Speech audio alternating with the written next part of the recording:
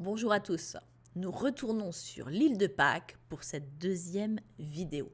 Alors l'île de Pâques, je remets un peu les choses dans le contexte, l'île la plus isolée au monde, l'île habitée la plus isolée au monde, toute petite, en 23 km de longueur au plus grand, et puis ces fameuses statues qu'on appelle les moai. Alors les moai, il y en a un peu partout sur l'île, tout autour de l'île majoritairement. On en dénombre pas loin de 900, en sachant que dès que ça ravine un peu, il y en a des nouvelles qui sont découvertes. Statues qui font entre 2 et 9 mètres de haut, donc c'est pas léger. Et on va voir justement comment elles étaient fabriquées et comment elles se déplaçaient. Voici la carrière où les corps des statues étaient fabriqués en fait. C'est une carrière volcanique parce que l'île de Pâques, c'est un triangle qui a été fait par 3 volcans. Donc on est dans un des coins, le coin le plus lointain de l'île de Pâques, où il y a donc cette fameuse carrière.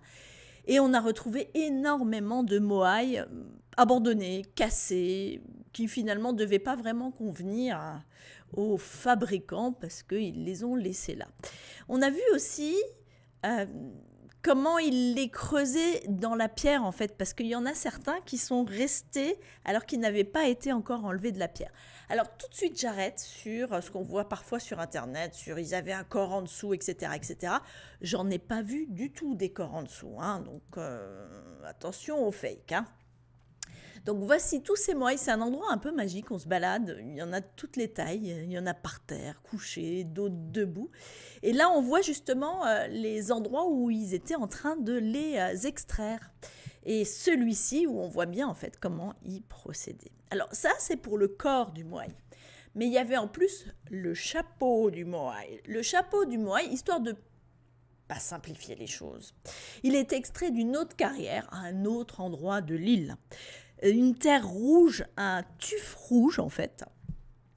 Et on les voit là, donc ça ce sont les fameux chapeaux. Il n'y a plus énormément de moai qui gardent leur chapeau, mais il y en a encore quelques-uns. Et puis, après les chapeaux, il y a aussi les yeux des moai. Les yeux des moai, les voici. En fait, ils étaient faits avec du corail blanc.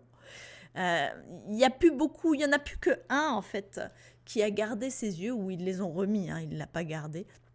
Et là, ce qu'on voit, c'est au musée justement de l'île de Pâques, donc l'original des yeux des moai. Alors, maintenant, on voit ces grandes statues en pierre et une question qu'on peut se poser, parce que majoritairement, ils étaient situés en bord de mer, tout autour de l'île, donc il a bien fallu les déplacer. Et comment est-ce qu'ils les ont déplacés? Alors, il y a la théorie ils utilisaient le bois pour déplacer les moai, etc.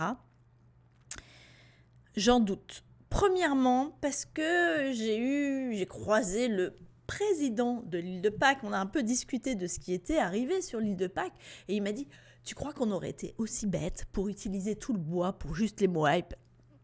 Voilà, il savait pertinemment qu'ils étaient quand même particulièrement isolés. Alors, l'autre théorie, c'est la stratégie du frigo ou la technique du frigo. L'idée, c'est de déplacer le moai un peu comme un bidibule, comme ça. Il bouge comme ça et il avance tout petit. Alors, un coup d'un côté, un coup de l'autre. Il y a des chances que ce soit ce qu'ils ont utilisé. Et ce qui expliquerait aussi pourquoi il y en a autant qui sont cassés sur le chemin. Alors maintenant, à quoi ils servaient ces moai? A priori, ce sont des représentations de personnes importantes pour le village. Alors, ils les mettaient... En gros, quand il y avait une personne, style un chef de village, un imminent personnage qui décédait, eh ben, il était enterré à un endroit et on allait commencer à lui construire son moai.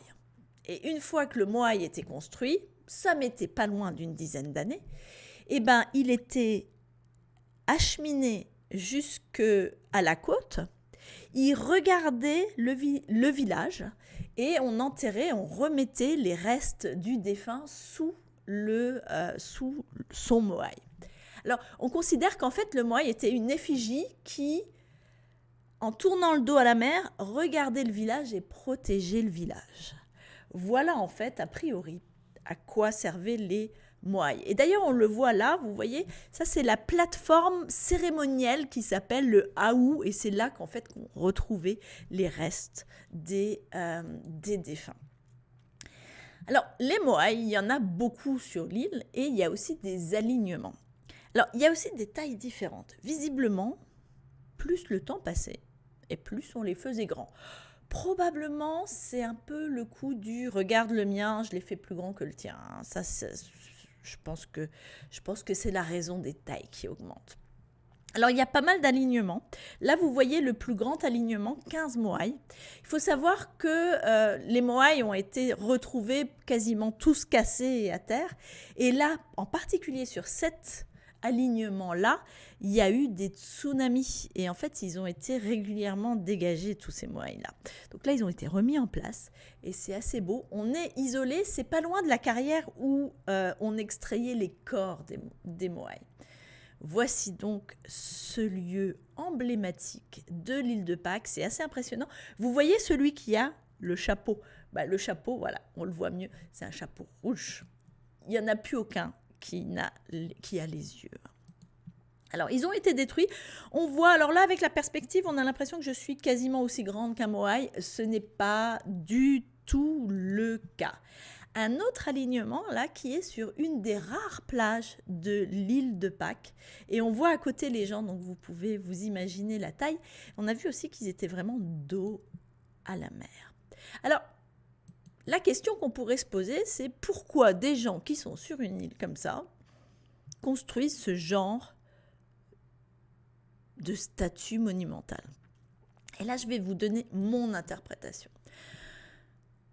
En allant à l'île de Pâques, j'ai bien compris qu'on était super isolés et que c'était quand même, au départ, avant la catastrophe écologique qui s'y est déroulée, quand les autochtones s'y sont installés, en fait, c'était une île paradisiaque. On pouvait à la fois avoir des pommes, des bananes.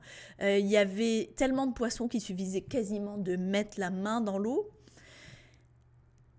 Quand c'est aussi petit, on a vite fait le tour.